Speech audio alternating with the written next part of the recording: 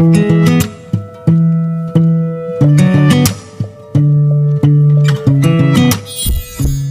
everyone, I am Saif Ali and welcome to the newest video of the ज्ञान कुंभ। और आज की ये वीडियो हमारी स्पेशल सीरीज कक्षा परिचर्चा में है, जिसके अंदर हम कक्षा 11वीं की फिजिक्स पढ़ेंगे।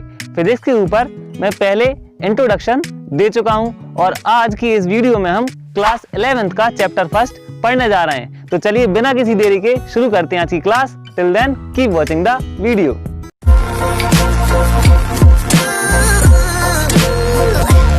स्टूडेंट्स, फिजिक्स की पिछली वीडियो में हमने फिजिक्स का इंट्रोडक्शन और उसकी ब्रांचेस को पढ़ लिया था और उनके बारे में मोटा मोटी जानकारी हासिल कर ली थी। और आज की इस वीडियो में हम फिजिक्स के भौतिक नियमों की प्रकृति को समझेंगे, यानी फिजिकल नेचर ऑफ फिजिक्स। अच्छा, फिजिकल लॉज। अब जो है इसके अंदर हम वैज्ञानिक नियम और सिद्धांतों को समझेंगे, क्योंकि इसमें से सबसे ज्यादा प्रश्न पूछे जाते हैं। तो चलिए वीडियो को शुरू करते हैं।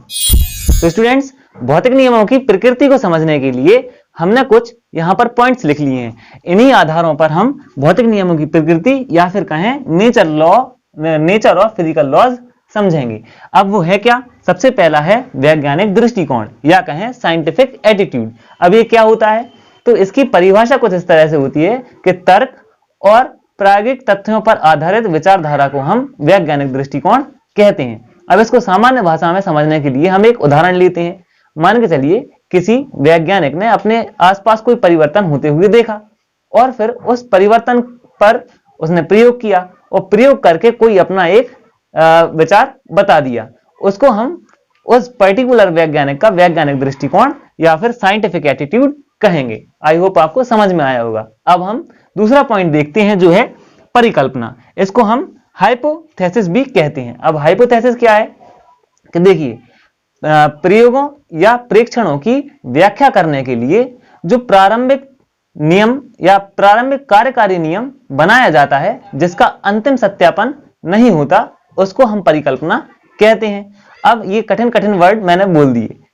एक्चुअल में क्या होता है कि मान के चलिए कोई प्रयोग आपको कराया गया, प्रयोग करने पर जो आपने परिणाम निकाला, जो रिजल्ट आपने निकाला है, उसको समझाने के लिए हमने एक लाइन लिख दी। जैसे हमने एक केमिकल में दूसरा केमिकल मिलाया, या हमने कोई भी प्रयोग किया और वो कैसे से कैसा हुआ, उसको समझाने के लिए हमने एक पूरी लाइन लिख दी। अब वो प्रयोग के आधार पर वो लाइन लिखी है, तो उसको हम परिकल्पना कहेंगे। क्यों? क्योंकि वो केवल एक ही प्रयोग पर आधारित है। अगर वो बहुत से प्रयोगों पर ऐसा ही हुआ होता तो फिर वो नियम बन जाता, लेकिन अभी वो क्या है? केवल एक ही प्रयोग पर आधारित परिकल्पना है। आई होप आपको समझ में आया होगा। अब हम तीसरा पॉइंट देखेंगे, जो है वैज्ञानिक नियम। वैज्ञानिक नियम क्या होता है? ये एकदम पक्का नियम होता है, यानी कोई भी वैज्ञानिक बहुत सारे प्रयोग करके और हर बार एक ही तरह का परिणाम निकाल के वैज्ञानिक नियम लिख सकता है। अब इसका होता क्या है? देखिए, वैज्ञानिक नियम की परिभाषा होती है कि वैज्ञानिक नियम हमें यह बताते हैं कि प्रकृति किस प्रकार व्यवहार करती है। तो इसकी परिभाषा से आपको समझ में आ गया होगा कि वैज्ञानिक नियम ही हमें प्रकृति के व्यवहार को समझाते हैं। अब होता क्या है कि मान के चलिए कि कोई प्रयोग किया गया और उस प्रयोग में एक ही प्रकार का रिजल्ट मिलता जाए। हर बार हम उस प्रयोग को करते हैं और एक ही प्रकार का रिजल्ट हमें मिलता जाता है, तो हम कह देते हैं कि यह एक वैज्ञानिक नियम है। उदाहरण के लिए, जैसे आपने आइंस्टीन का द्रव्यमान को ऊर्जा में और ऊर्जा को द्रव्यमान में परिवर्तित करने वाला नियम जरूर सुना होगा। और इसी तरह से गुरुत्वाकर्षण का सार्वत्रिक नियम भी इसी में आता है। अब हम सिद्धांत के बारे में पढ़ेंगे। तो सिद्धांत क्या होते हैं? सिद्धांत की सबसे पहले हमें परिभाषा पता होना चाहिए। तो देखिए, भौतिक निकायों के व्यवहारों की व्याख्या करने के लिए कुछ सीमित ज्ञात नियमों में बनाई गई परिकल्पना को हम क्या कहते हैं? सिद्धांत कह देते हैं। अभी होता क्या है सिद्धांत? हमने ये थोड़ी सी टफ सी परिभाषा बता दी आपको, लेकिन एक्चुअल में इसको समझने के लिए आप ऐसा समझ सकते हैं कि भौतिकी में यदि हम किसी एक टॉपिक को समझ रहे हैं, अब उस टॉपिक से संबंधित जितने भी नियम हैं उन सभी का हम अध्ययन करें और अध्ययन करने के बाद जो एक निचोड़ निकालें, वो सिद्धांत है। लेकिन सिद्धांत में हमेशा क्या होती है? सुधार की गुंजाइश होती है ना? और नियम में सुधार की कोई गुंजाइश नहीं होती, ये बिल्कुल पक्का होता है। और यही है हमारा अगला टॉपिक कि नियम और सिद्धांत में क्या अंतर होता है। तो एक तो यही अंतर होता है कि नियम और सिद्धांत में नियम पक्का होता है, यानी नियम अपरिवर्तनीय है, उसमें किसी प्रकार का परिवर्तन नहीं हो सकता। लेकिन सिद्धांत परिवर्तनीय होता है, यानी आवश्यकता पड़ने पर हम सिद्धांत में परिवर्तन ला सकते हैं। अब है वैज्ञानिक विधि।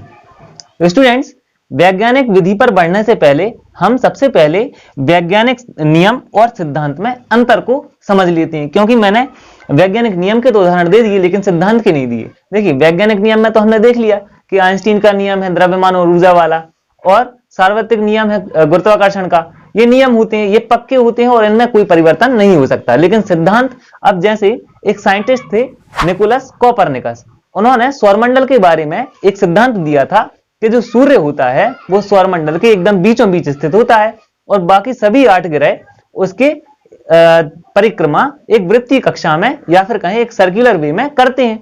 ये उन्होंने सिद्धांत दिया था। बाद में एक और साइंटिस्ट जिनका नाम है जोन्स केपलर, उन्होंने उस सिद्धांत में संशोधन किया और बताया कि सूर्य जो है सौरमंडल के बीच में तो स्थित है, यानी मध्य में तो स्थित है, लेकिन जो 8 ग्रह हैं वो सर्कुलर वे में नहीं बल्कि एलिप्टिकल या कहें दीर्घवृत्तीय कक्षाओं में उसका चक्कर लगाते हैं या फिर उसकी परिक्रमा करते हैं। आई होप आपको अब नियम और सिद्धांत में अंतर समझ में आ गया होगा। अब हम बढ़ते हैं वैज्ञानिक विधि की तरफ।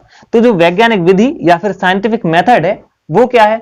तो देखिए, प्राकृतिक परिघटनाओं को समझने के लिए एक सुव्यवस्थित तरीके को हम वैज्ञानिक विधि कहते हैं। अब ये हो गई इसकी परिभाषा, लेकिन अब हम इसके कुछ एग्जाम्पल देकर आपको समझाते हैं कि वैज्ञानिक विधि किस प्रकार से होती है। जैसे हम कोई प्रयोग करते हैं तो हम सबसे पहले क्या लिखते हैं? उसका उद्देश्य लिखते हैं कि हमें ये जो प्रयोग करना है वो क्यों करना है। फिर हमें उसमें क्या क्या लगेगा तो उसकी आवश्यक सामग्री लिखते हैं। फिर हम ये लिखते हैं कि ये जो प्रयोग हम कर रहे हैं वो किस सिद्धांत पर कार्य करेगी, और इसके बाद हम प्रयोग करते हैं और प्रयोग करने के बाद उसमें जो परीक्षण हमें दिखाई देते हैं उन परीक्षणों को लिखते हैं और उससे जो परिणाम निकल कर आता है अंतिम रूप हम उसे अंतिम रूप देते हैं उसे, उसका परिणाम लिखकर, और फिर उससे जुड़ी जो सावधानियां होती हैं वो सावधानियां लिखकर हम प्रयोग को खत्म कर देते हैं। तो ये एक स्टेप बाय स्टेप तरीका हो गया ना। इसी स्टेप बाय स्टेप तरीके को हम वैज्ञानिक विधि या फिर साइंटिफिक मेथड कहते हैं। आई होप आपको समझ में आया होगा। आज की वीडियो के लिए बस इतना ही। अगर आपको हमारी ये वीडियो अच्छी लगी है तो इसे लाइक करें और इसे अपने ज्यादा से ज्यादा दोस्तों के साथ शेयर करें, और इसी तरह के एजुकेशनल कंटेंट के लिए हमारे चैनल द ज्ञान कुंभ को सब्सक्राइब भी कर दें। Thank you for watching the video.